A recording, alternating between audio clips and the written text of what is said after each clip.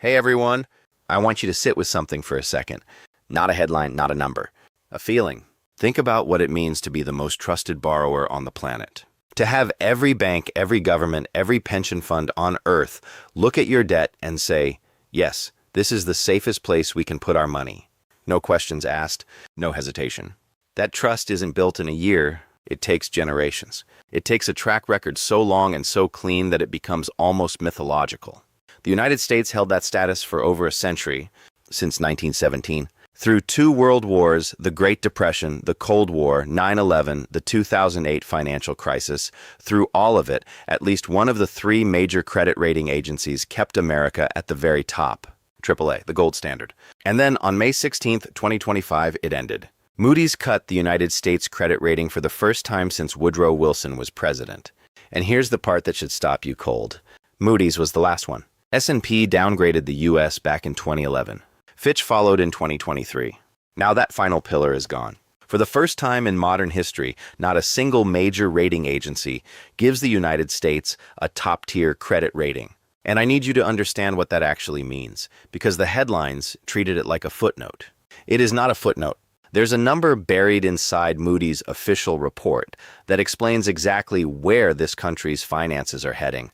And by the end of this video, you are going to understand why this matters to you right now, not in 10 years, not in some abstract future. Right now. So let's get into it. To understand why this downgrade happened, you have to go back to what a credit rating actually is. When you take out a mortgage, the bank checks your credit score. High score means low interest rate.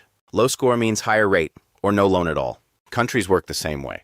The United States borrows money constantly by issuing treasury bonds. Investors around the world buy those bonds because they trust that America will pay them back with interest.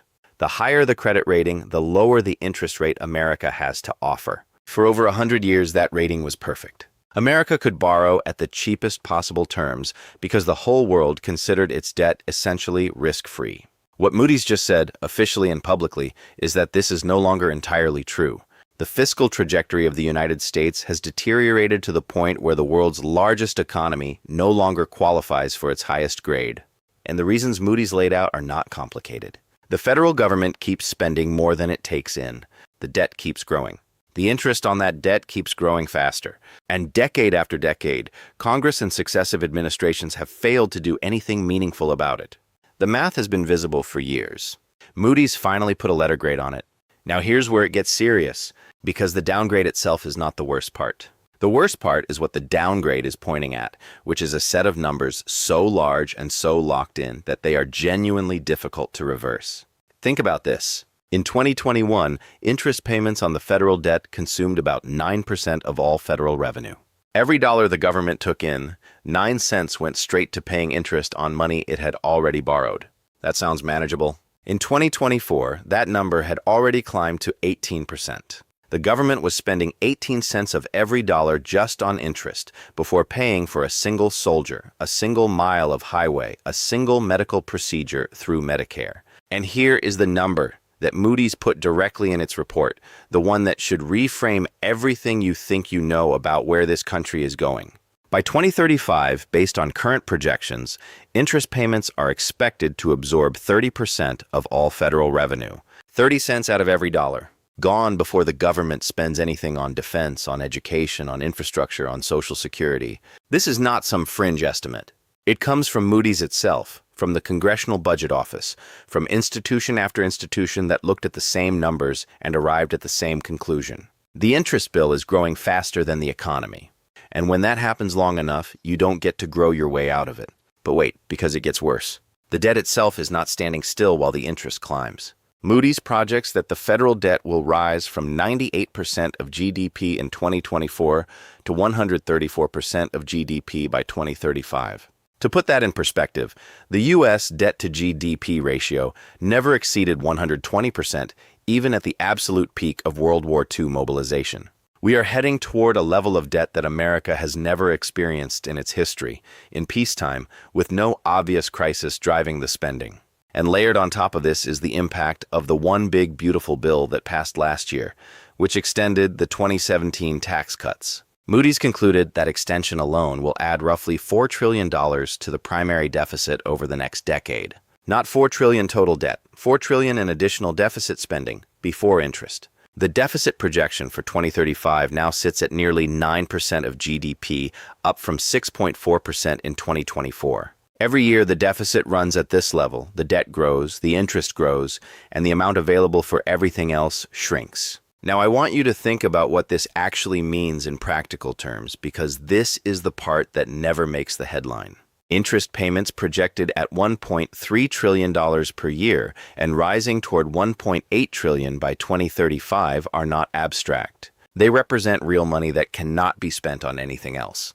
The CSIS, the Center for Strategic and International Studies, put it plainly. Interest payments have already exceeded what the federal government spends on defense. Read that again. The U.S. now spends more servicing its debt than it spends on its entire military. By 2035, those payments will surpass total discretionary spending combined, meaning defense, education, transportation, and every other line item Congress votes on each year. The money will be committed before Congress even opens its mouth. And this creates a compounding trap. When 30% of your revenue is already locked into interest payments, and your debt to GDP is pushing 134%, you borrow at higher rates because your credit rating just went down, you crowd out private investment, and any recovery from a recession or crisis takes longer and costs more. Moody's called this explicitly reduced fiscal flexibility. That phrase is doing enormous work in their report.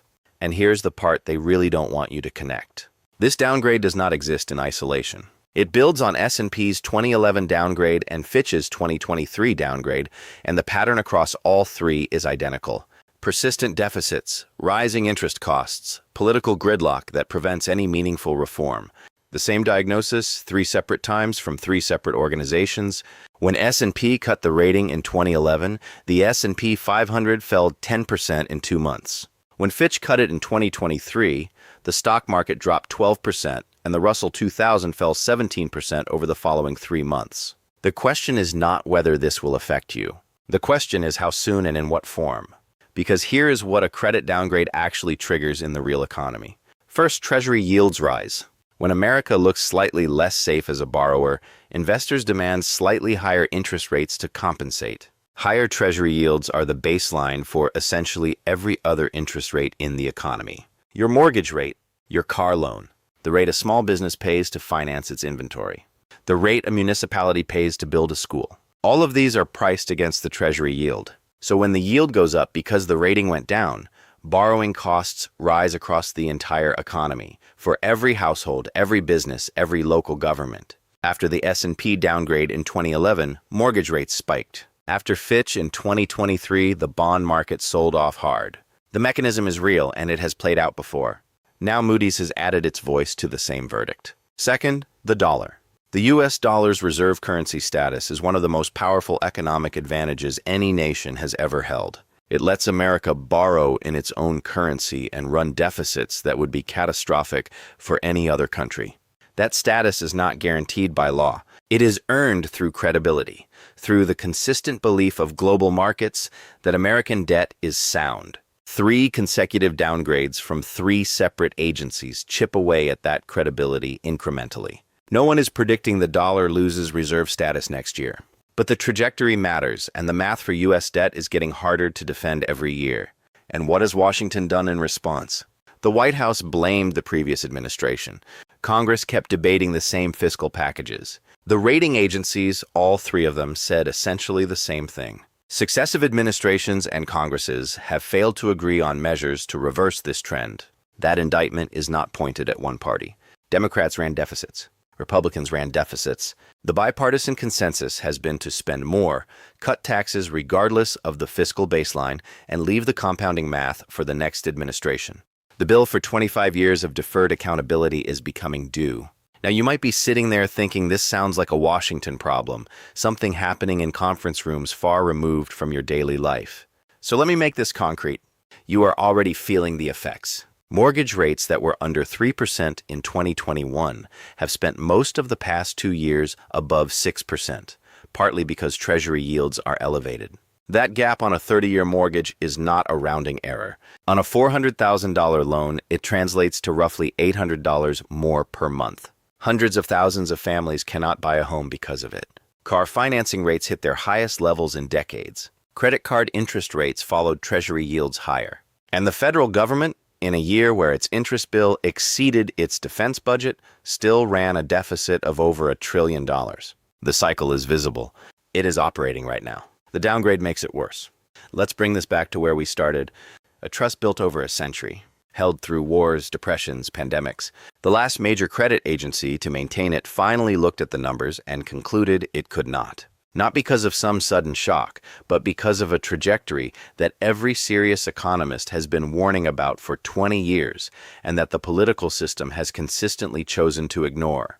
Moody's said it plainly in their report. Even in a very positive and low-probability economic and financial scenario, debt affordability remains materially weaker than for other highly rated sovereigns. They were not talking about a bad outcome. They were talking about the best case. And in the best case, the numbers still do not work. That is the verdict. The interest bill reaches 30% of revenue by 2035. The debt-to-GDP ratio climbs to 134%. Federal spending on interest payments already exceeds the defense budget. And the political apparatus that is supposed to address this has, for over a decade, responded by spending more and taxing less, regardless of which party held power. The pattern does not stop in Washington. State and municipal governments borrow at rates pegged to federal yields. Higher federal borrowing costs flow downstream into higher costs for your school district, your water system, your local roads. Pension systems already under strain face compounding pressure. Businesses that finance growth through credit hire less, expand less, and in some cases close faster than they otherwise would. A credit rating downgrade is not a bomb going off. It is a dial turning, degree by degree, in a direction that makes every financial decision in the economy slightly more expensive and slightly more fragile. So let me ask you something directly. If a household ran its finances the way the federal government runs its, spending $1 trillion more each year than it takes in, with interest payments eating up nearly a fifth of its income and rising toward a third, how long would any bank keep extending it credit at favorable rates? The answer is not long. The rating agencies just answered that question for the United States. Not with alarm, not with drama, with arithmetic. And the people in charge responded by pointing at each other across the aisle. The math does not care about the aisle. The math has one direction, and it is the direction Moody's just confirmed officially. So tell me in the comments, do you think any administration, any Congress, has the actual political will to reverse this? Or are we watching something that only stops when it becomes impossible to ignore? Drop your take below. And if this video gave you something real to think about, hit that like button, subscribe, and turn on notifications so you don't miss what's coming next. Stay informed. Stay engaged. I'll see you in the next one.